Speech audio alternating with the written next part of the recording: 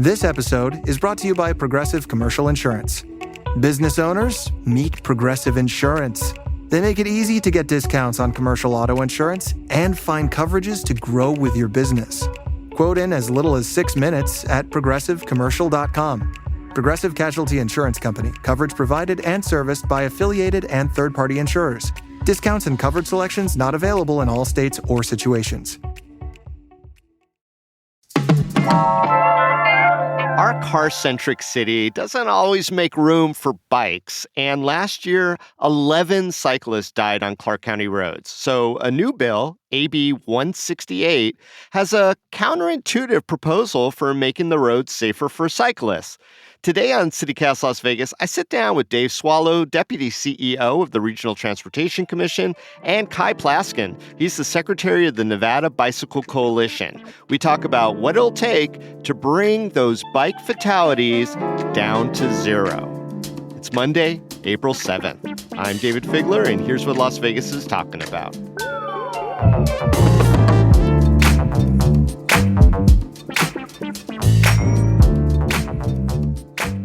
Kai, David, you've both braved the roads on two wheels here in Las Vegas.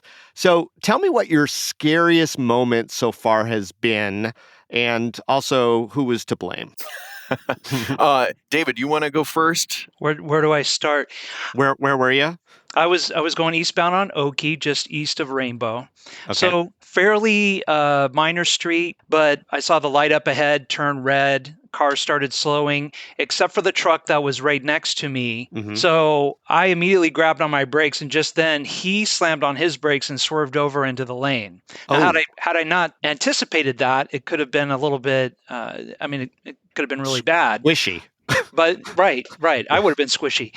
Yeah. You just have to assume that people don't see you, and you have to be very defensive in how you are in the roadway. How about you, Kai? Yeah, I'd ride down Torrey Pines, which was awesome because there's all these schools on it. And so then the cars are driving 15 miles an hour, and I could go faster than the cars.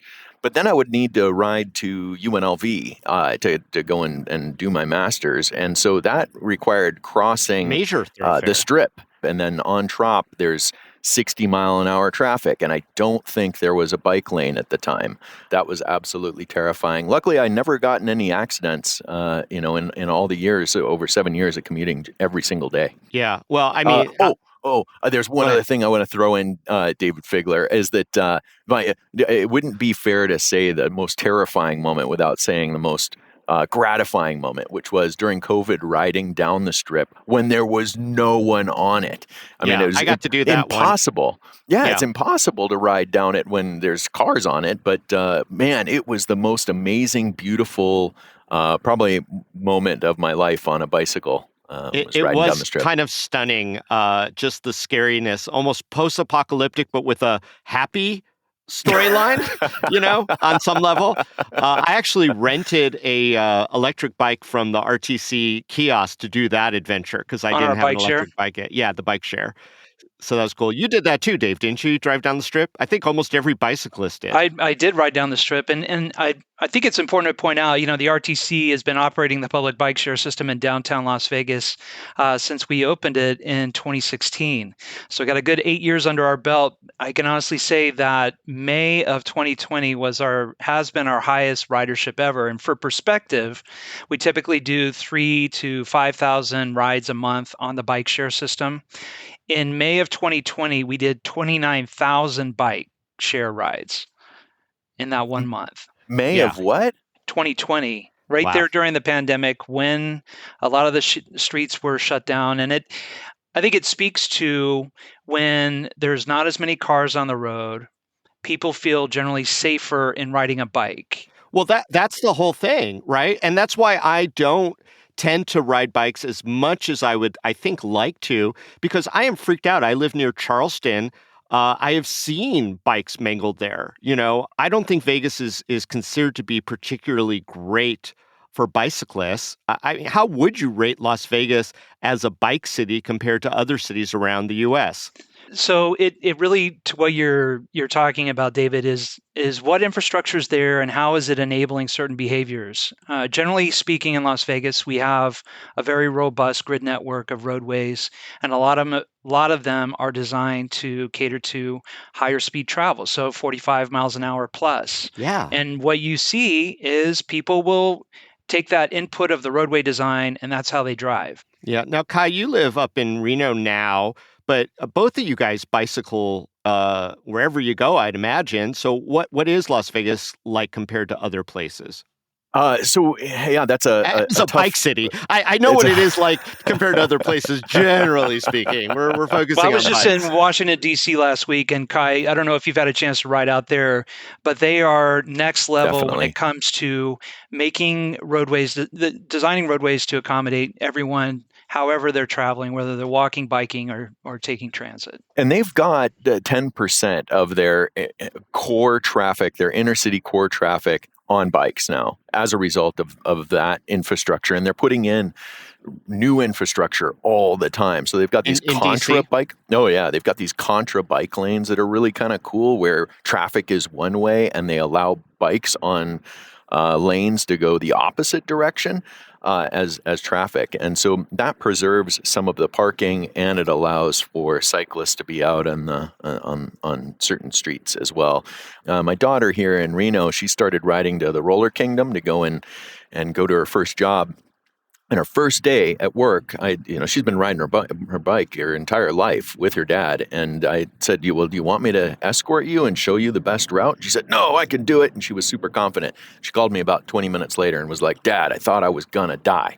And Yeah. so I said, "I'll meet you at work and I'll show you the way home." And we took a protected bike lane that had just been installed, and it was the first one in Reno to be installed, and we took that through the inner city to home, and she rode that every single day for the next year and felt really safe.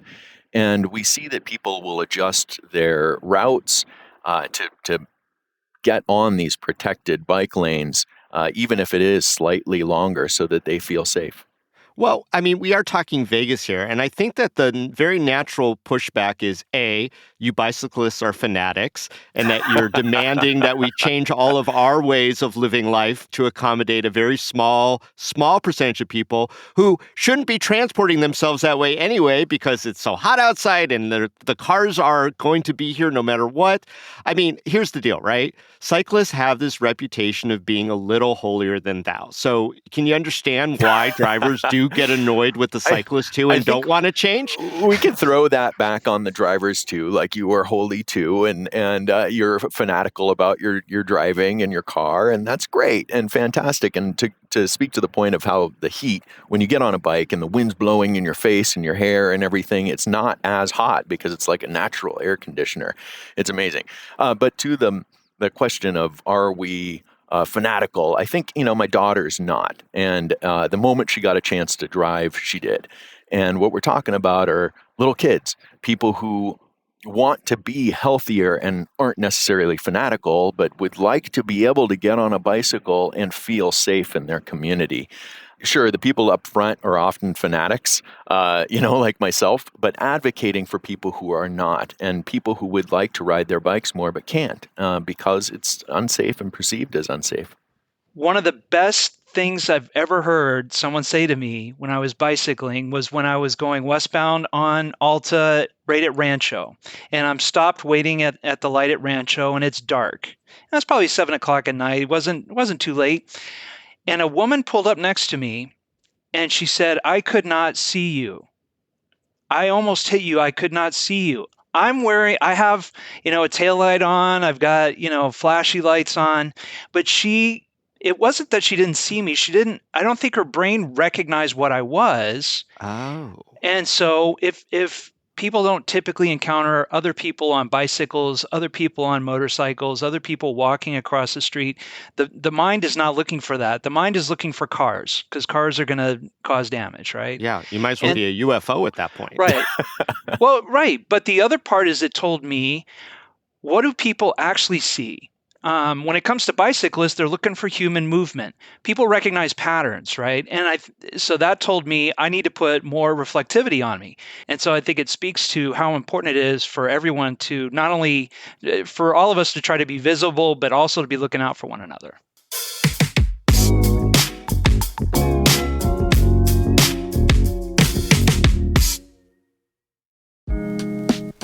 If you think you know everything there is to know about Las Vegas, well, think again. Duck Duck Shed is a 3-day festival where the city's true story comes to life. From April 24th through the 27th, the Neon Museum brings you exclusive tours, expert-led panels, and engaging conversations with the architects, designers, and storytellers who built and are still building Las Vegas into the entertainment capital of the world. Duck Duck Shed, it's a phrase from the seminal architecture book Learning from Las Vegas. I'm excited to have been invited to give a talk at the fest about how we do and don't continue to learn lessons about our city's unique design. So, whether you're an industry professional or just love the city, Duck Duck Shed offers a deeper look into our growth, culture, and history. Tickets are on sale now at duckduckshed.com. Register today and be part of this one-of-a-kind celebration of Las Vegas. Don't miss out. Lowe's knows member-only doorbuster deals make SpringFest savings even better. Right now, rewards members can get 3 19.3-ounce Bonnie Plants vegetables and herbs for just $10. Plus, save $50 on a Charbroil Performance Series 4-burner grill, now $149. Lowe's, we help, you save. Valid through 4/7, excludes Alaska and Hawaii. Selection varies by location, subject to change. While supplies last. Program subject to terms and conditions. Details at lowes.com/terms. Kai, you're working on getting AB 168, a bike safety bill, in front of our lawmakers this session. I got to say, there is something counterintuitive about the gist of it. You want cyclists to not have to stop fully at stop signs. So maybe explain this legislation. Yeah, I think the counterintuitive part of it is, we're all trained as drivers. So the safest thing is to stop at an intersection, right? And if you think of the way that drivers act, they pull up to an intersection. If there's no car there, then they're going to roll on through. That's extremely common. For cyclists, it's quite a bit different. They're vulnerable road users, right? So they don't have a bunch of metal and airbags and seat belts around them. And so the longer that they're in an intersection, which is the most dangerous place for a cyclist, then the more in danger they are. So the quicker you can move them in and out of intersections, the safer they're going to be and the more lives we're going to save. So the way that it works is you pull up to an intersection on your bike at a stop sign. You would if there's no other cars there, then you can roll on through. And if you come up to a stoplight and there aren't any cars there, you can stop and then move through the intersection if there are no cars in the way when it's safe. That's how it works. Yeah. And you've already done some testimony in front of the Nevada State Legislature. I think Dave also came up and testified. How did that go? Really, really well. This has been on the books in other states for 40 years now, and it's proven to save lives. It's modernizing our traffic safety laws to be able to save lives, and at no cost to taxpayers. And I think the Growth and Infrastructure Committee recognized that immediately and the value that it brings. And so the chair carried it. Assemblywoman Heather Golding is the sponsor of the bill, and it flew through that committee, and Metro and Henderson and Reno Police Department all came on and spoke neutrally. So they made an effort to say that they were neutral on this bill, which is a win for the bill. What are some of the stats that you throw out? Because you're saying it's much safer, so how do we know that? Some of the stats that we've thrown out, I'm going to look at a fact sheet here that we've got posted on the website, buildabetterbikenetwork.com. And in Delaware, they have the Delaware yield, for instance, and traffic crashes with bicyclists at stop signs intersections fell by 23% in the 30 months after the law's passage. So, that's a huge number to reduce the number of accidents. In Idaho, after the law was adapted there, they had a 14.5% reduction in crashes. And so any way that if we can just slightly change the law and then reduce crashes, then why wouldn't we do it? Well, I think what's important is it really speaks to the practicality of riding a bike. I think anybody will acknowledge that when you have to come to a stop, there's the practicality of this is going to eliminate all the momentum I just built up as I'm coming up to the stop sign, which that's okay because we all want to assess to make sure it's clear to and safe to go through the intersection. But to have that absolute have to stop, put your foot down, to then step on the pedal and start from a stop again, you're trying to build up speed. So now you have the speed differential between cars that are driving next to you or behind you. You also have just the increased effort when you have to come to a complete stop and then start up again. It really takes away the benefits of bicycling as far as a transportation mode. And that's Yeah. that's really what I'm speaking to. It's just the whole practicality of it, and frankly decriminalizing something that really has no relative impact compared to, say, a person driving a car through an intersection does. Yeah, and I think a lot of it defers back to the bicyclist to be safe because that is the rule. You have to be safe if this law does pass, you still have to be safe proceeding through any intersection. One thing I noticed about the legislation, though, was that e-bikes were removed from the stop sign exemption. Why do you think that was? And is there maybe a little tension between bicycles and e-bikes, which are getting faster and faster? Well, I'll defer to Kai, but one of the things that I had heard is that from law enforcement was the e-bikes that they're talking about are being ridden in reckless ways. They're a lot faster than a regular electric bicycle. They almost look like small electric motorcycles that are weaving in and out of traffic, driving up on the sidewalks, going way faster than the 28 mile per hour limit that you would see, say, on an electric bike. They've talked about it around schools. I'm wondering if they're alluding to, teenagers or whatever that are riding them.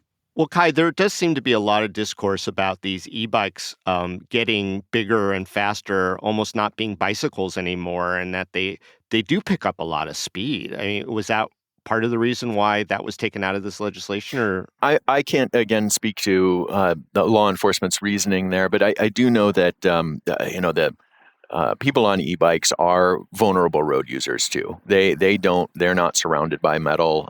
They are in a lot of danger throughout, but they do have more vulnerability or more maneuverability because they can move quicker. So if they're at an intersection, at a stop sign, and they see something dangerous, they can get in and out of that intersection faster because they can move. Mm-hmm. So they're not as vulnerable as an analog cyclist, somebody who's using their own body power.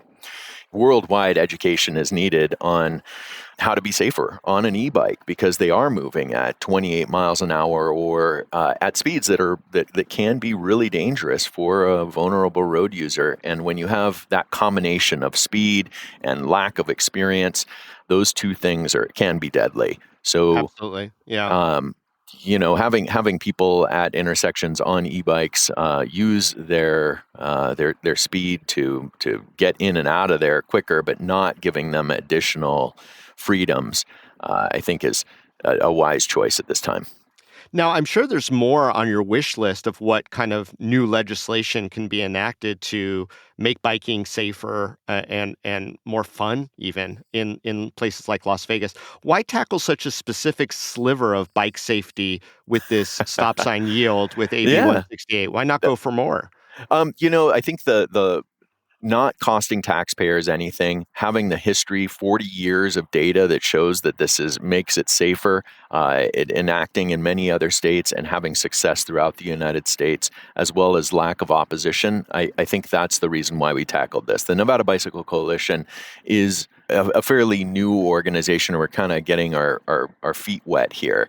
And if we're looking at future things, we might be looking at incentives for e-bikes or asking metropolitan planning organizations or the state to follow the Federal Highway Safety Administration guide, bikeway selection guide, things of that sort in the future. But we'd work really closely with David and his counterpart here in the north to try and identify areas where we might be able to make some progress in terms of zero fatalities and getting the number of cyclists that are killed reduced, but also encouraging more cycling.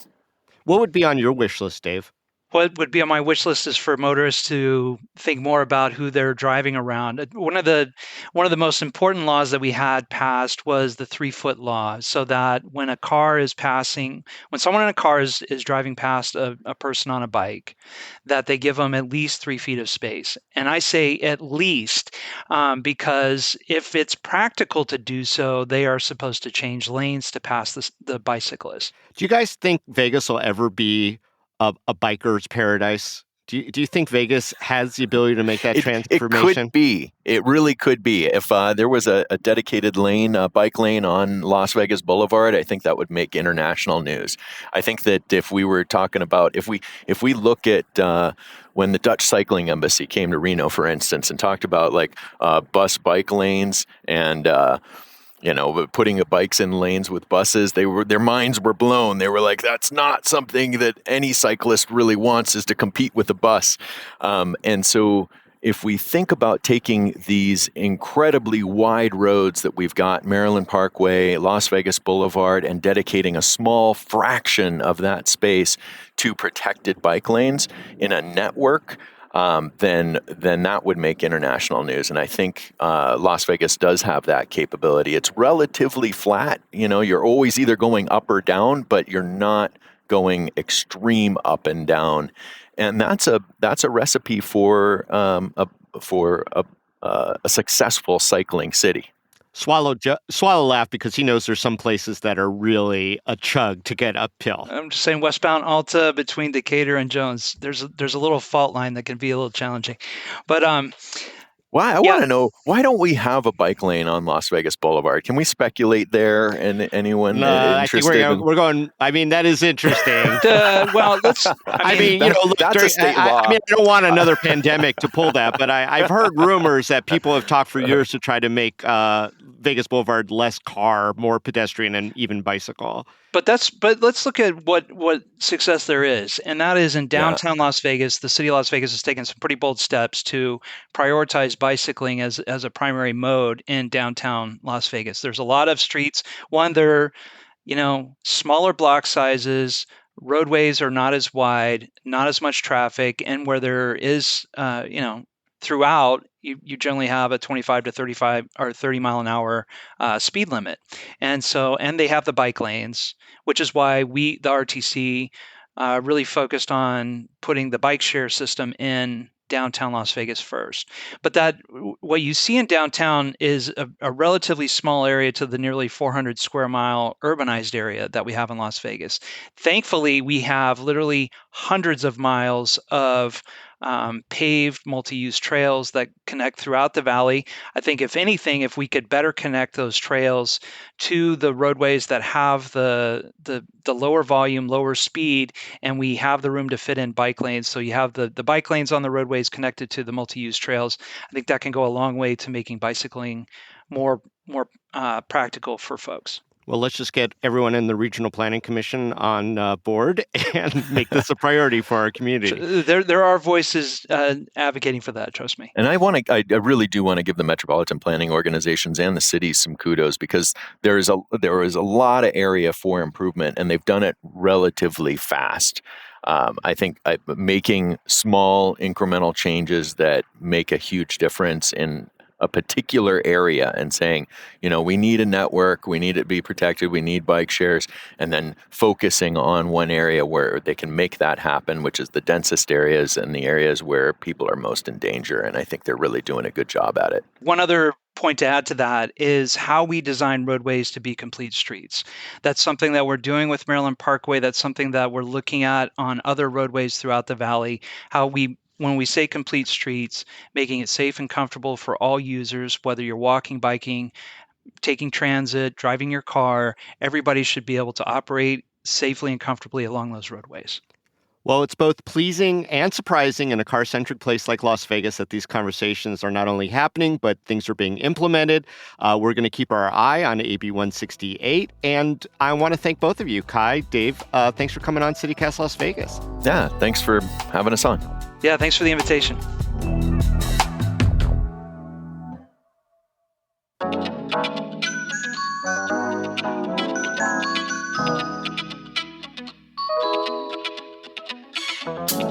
that's all for today here on CityCast Las Vegas. If you enjoyed the show, go tell a friend. You can also rate our show, leave us a review, and subscribe to our morning newsletter. We'll be back tomorrow morning with more news from around the city. Till then, stay lucky.